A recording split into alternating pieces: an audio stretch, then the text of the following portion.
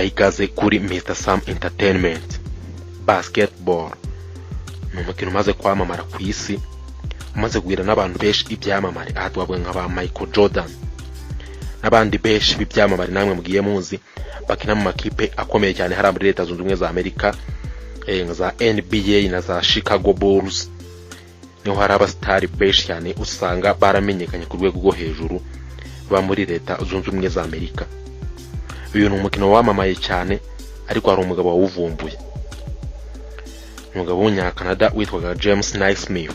Yawuvumbuye mu mwaka wa 1891. Twayikaze muri kiganiro turebere hamwe amateka y'uyu mukino wa basketball umaze kwamamara kugeza n'amagingo mu kijana cya 21, ukavuga ikinwa ndetse unakunzwe cyane, ndetse ukamaze kugira n'ibyamamare abantu benshi cyane batari bake bamaze kuba ibyamamare n'ibirangirire kubera uyu mukino. Ikaze ikiganiro ukurikira kuri Mr. Sam Entertainment. Ushobora gutera inkunga udukorera subscribe please. Niba utarakanda subscribe, kora subscribe ubundi twinjire mu kiganiro tumeze neza cyane. Yes, basketball.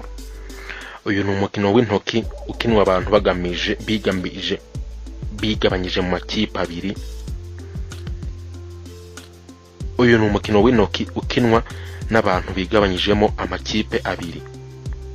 Uwo mukino wahimbwe mu mwaka wa 1891, uhembwa no Munyakanada waga muri Leta Zunze Ubumwe za Amerika witwaga James Naismith. Uyu yari umwarimu w'imyitozo ngororangingo muri College Springfield iba mu ntara ya Massachusetts ho muri Leta Zunze Ubumwe za Amerika.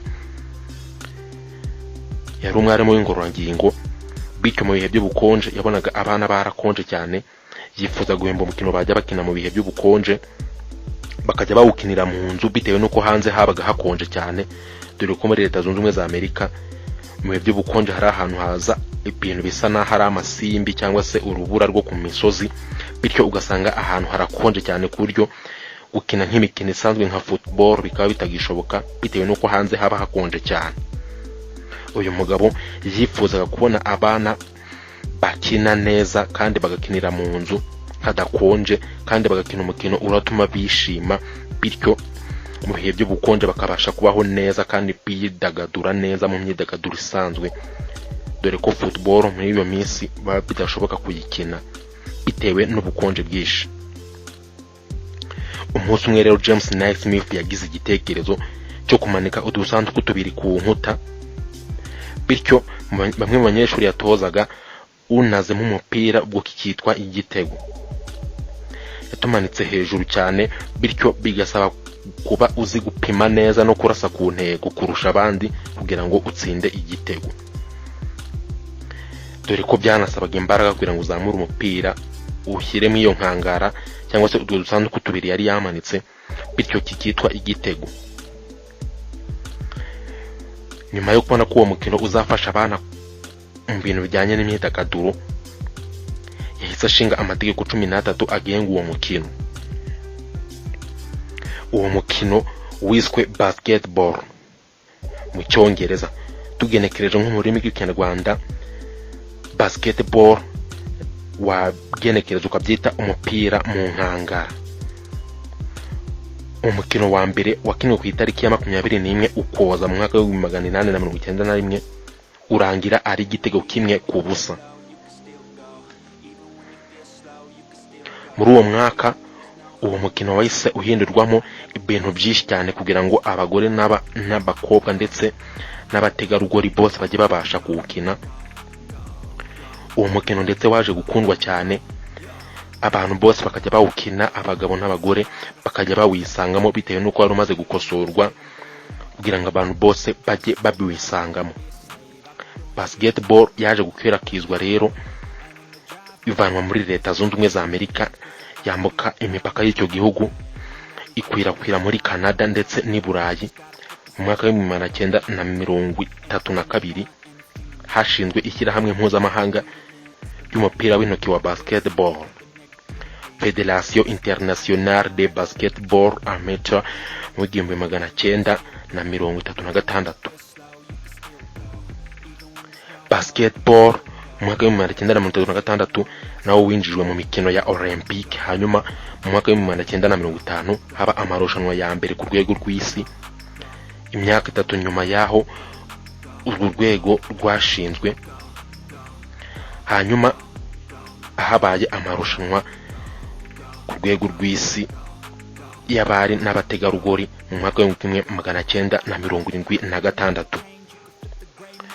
Nkuko bimeze mu yindi mikino, umukino wa basketball nawo wagize abantu benshi ibihangange ndetse n'ibirangirire.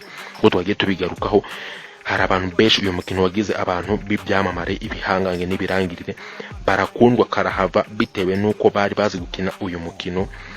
Urugero twavuga nka Michael Jordan, Kobe Bryant werutse kwita Imana ejo bundi, ndetse n'abandi benshi bakina muri aya makipe aba muri Leta Zunze Ubumwe za Amerika za NBA na za Chicago Bulls.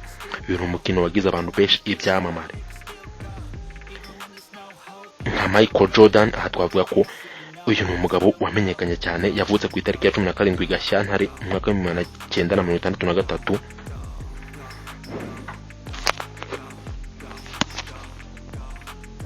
Ni umwirabura wo muri Leta Zunze Ubumwe za Amerika wabaye igihangange kubera basketball. Mbere yaje kuba umuntu ukomeye cyane mu isiganwa ry'amaguru. Yaje kwinjira mu ikipe ya basketball yitwa Chicago Bulls mu mwaka wa 1984.